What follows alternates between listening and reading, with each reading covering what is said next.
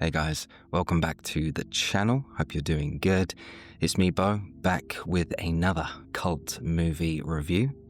Today, I'm going to be taking a look at the controversial 2004 drama, The Woodsman. Now, I came across this movie back when it was released in 2004. I was watching TV one day and I just came across this news item and they were talking about The Woodsman and its controversial subject matter.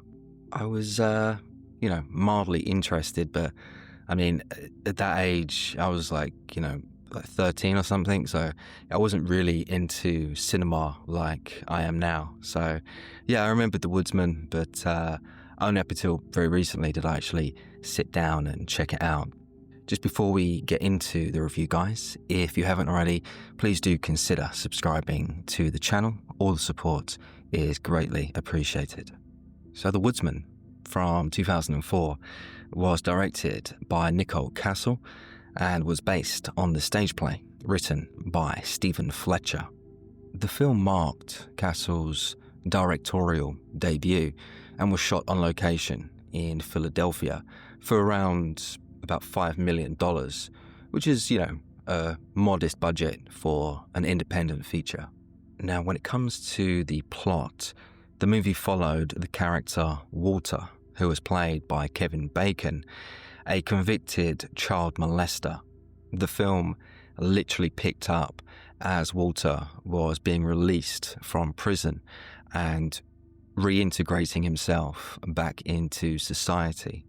We actually saw him get an apartment, which coincidentally was located right outside an elementary school. Now, of course, a convicted sex offender should absolutely not be located anywhere near a school, but this wasn't Walter's choice. Unfortunately for him, no other landlord would take his money. I mean, even just getting an apartment, it wasn't easy. And that was Walter's new life. Everything he did was now going to be a struggle. We learnt that Walter felt isolated and abandoned. I mean, all of his friends and family had deserted him once he was convicted, and he was left to pick up the pieces. So Walter eventually got a job at a local lumberyard where he met a woman called Vicky, who was played by actress Kyra Sedgwick. Vicky was very forthcoming. She was very confident, the complete opposite to Walter, who was very shy and timid. Anyways, the two grew closer together in the coming days and weeks, and the whole time, Vicky had no idea of Walter's conviction and his dark past. It definitely weighed on his mind because, at some point she was going to have to find out. And so after some deliberation, Walter decided to finally come clean and tell Vicky all about his sexual deviancy. Of course, Vicky was shocked. She didn't really know how to process that. I mean, how do you? There's a guy that looks normal, seems normal, and suddenly he has all this baggage that's just really hard to deal with. So yes, their relationship ended abruptly then and there. She really liked Walter. She really did. She cared for him, and that was quite obvious to see. But while she wanted a, proper relationship with him, the revelation that he was a child abuser, it weighed heavily on her mind. It was tricky. I mean, there was kind of no way to really get around that, But that's the price you pay. If you're a sex offender and, you do the crime, then you do the time. And that time doesn't just mean prison time. It means the rest of your life, living the consequences of your actions. Walter, at that point, had pretty much, just kind of given up on pursuing any kind of relationship. He immediately assumed that Vicky wouldn't want, anything to do with him. And so he just tried to carry on as normal. as best he could.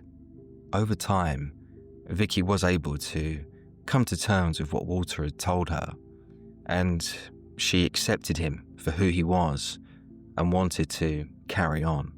Walter was confused, and so was I, behind Vicky's reasoning, but Vicky ended up revealing that she was actually sexually abused by her 3 brothers when she was younger. She understood the trauma that Walter was going through. She wanted to give Walter a second chance, like she did with her brothers.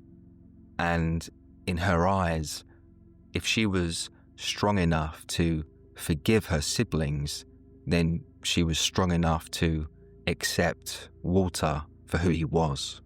It was a very compelling scene, for sure, to hear Vicky's testimony, and just have to give credit to Kyra Sedgwick, who really owned that scene.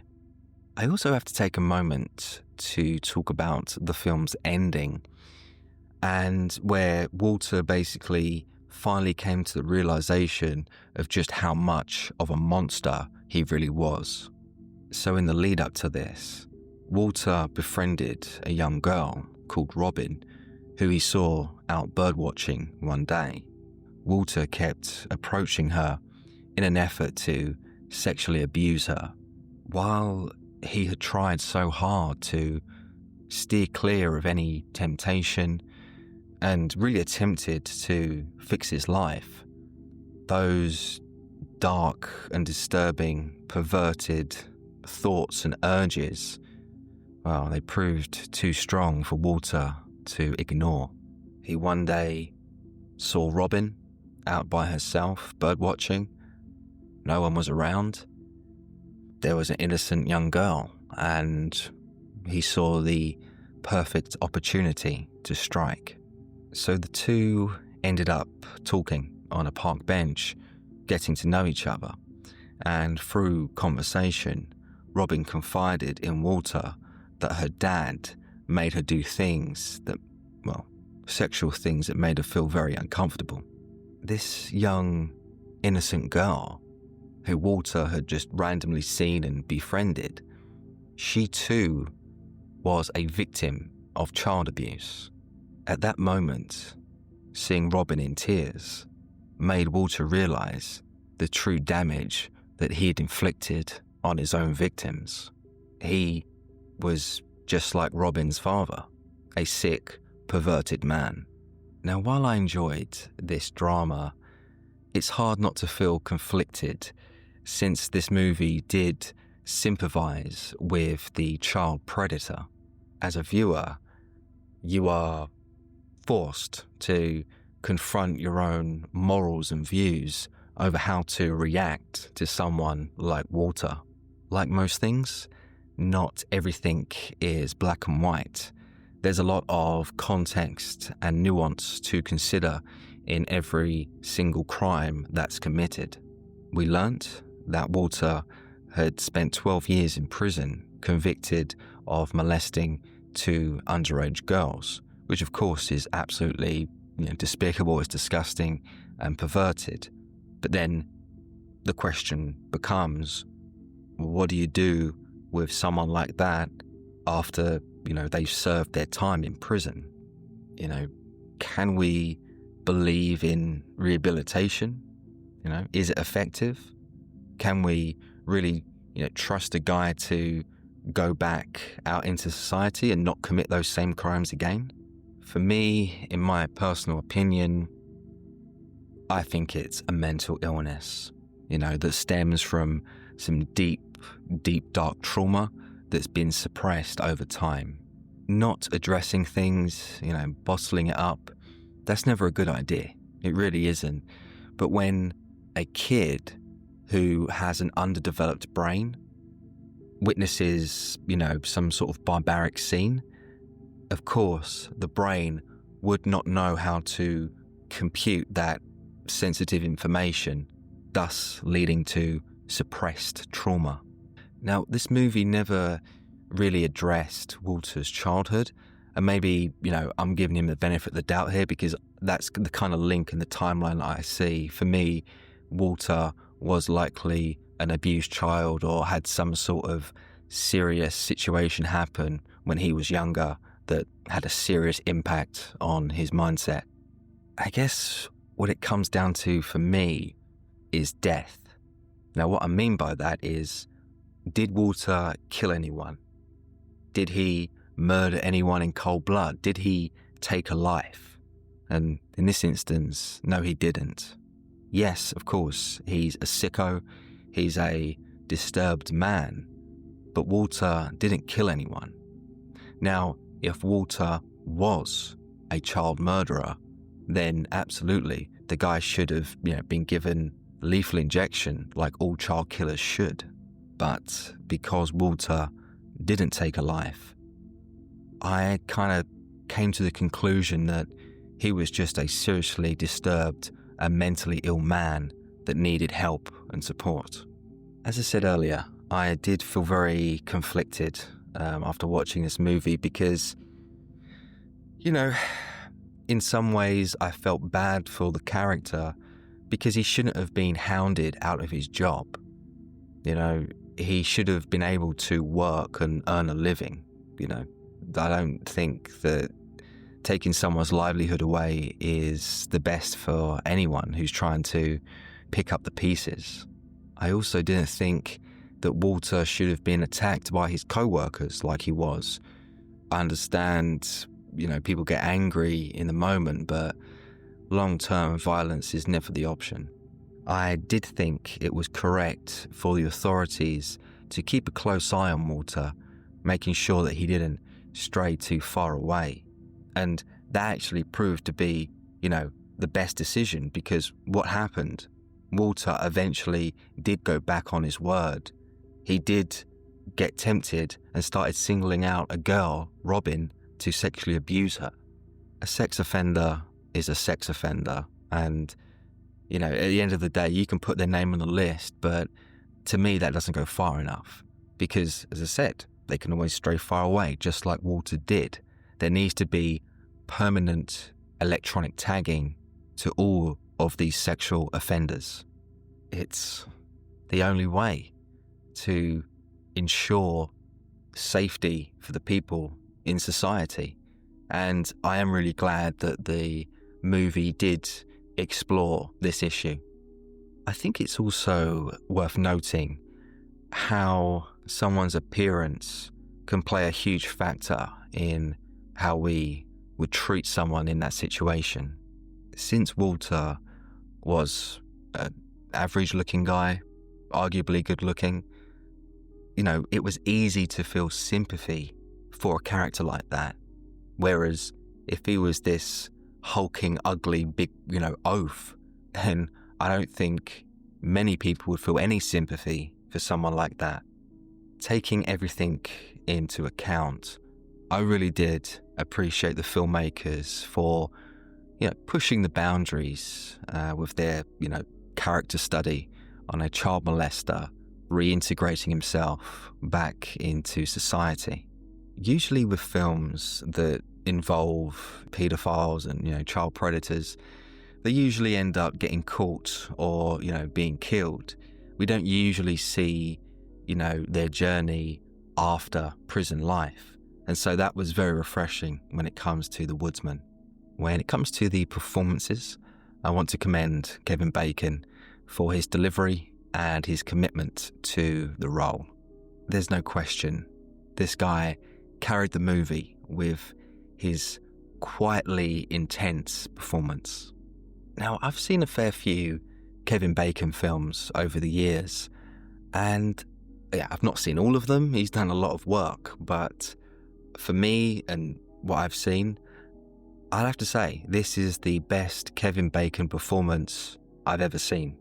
I knew he was a good actor, but I didn't know he was this good.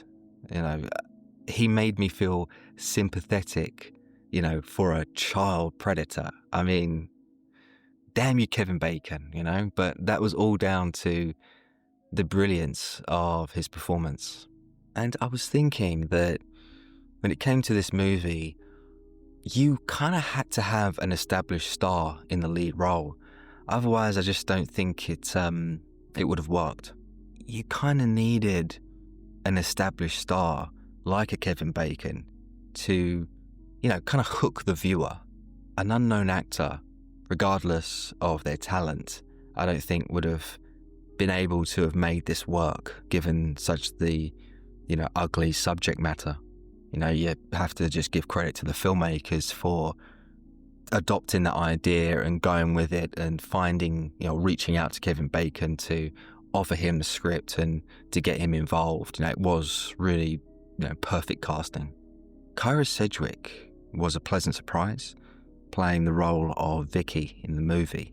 Her character was strong, she was resilient, and yes, she was scarred by her own past, but was still willing to give Walter a second chance. While it did seem strange that someone like Vicky would, give Walter that second chance and take him back and, pursue a relationship with him, it was handled very, very delicately and very well. And her performance, Kyra Sedgwick, it felt believable that someone like her, a victim of child abuse, would be strong enough to overcome that and accept Walter's past. With Vicky's acceptance of Walter, in a way that kind of was the movie's light at the end of the tunnel, kind of a hopeful ending. She was going to give him a chance, even if society remained unforgiving.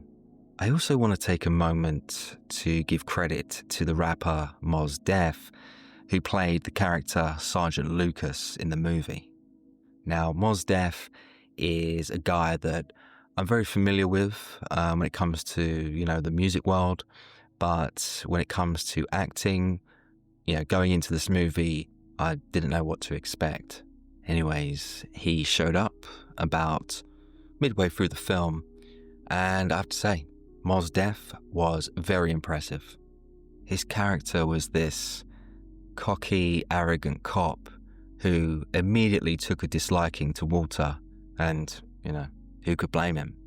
The sergeant hated child abusers, like I do, and, didn't mind making his feelings known to Walter. There was a scene later on in the movie where we saw the sergeant give this monologue about his experiences dealing with child predators. The guy had seen some horrific scenes, come across some terrible situations involving children being murdered and abused, and, that had a serious psychological effect on him. It really was a great 2.5 minute scene of Mos Def, giving this monologue, the camera kind of pulling in closely. Just brilliant stuff. I was really surprised, and honestly, that was, I'd say, worthy of at least a nomination for Best Supporting Actor, which of course he didn't receive. And so, dislikes for The Woodsman from 2004. My biggest dislike for the film would have to be that there were just too many subplots. Now, the main storyline in The Woodsman is Walter's rehabilitation into society and his ongoing on-off relationship with Vicky. Yet, throughout the movie, there were several subplots that, some were interesting, but it just kind of got in the way, and the movie kind of lost focus of, the main storyline, which was the relationship.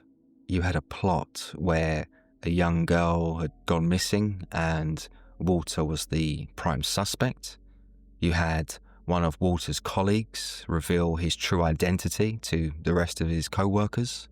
You also had Walter's estranged sister who had abandoned him, but yet he wanted to reunite with her. I mean, that's fine. It was just a lot going on, and I just think it should have, been scaled back. In fairness, the filmmakers did try to wrap everything up and give everything a resolution, but to me, it just didn't work.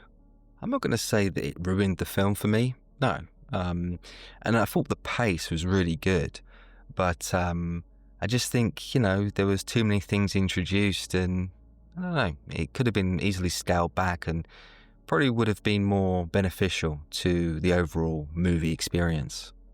And so, ratings for The Woodsman from 2004. I'm going to be rating this movie a solid 6 out of 10. The Woodsman was a great but very challenging drama that addressed a very dark subject. The film never provided any easy answers for the audience, which in turn actually made it quite a tough watch. The Woodsman is divisive, and it will remain being so.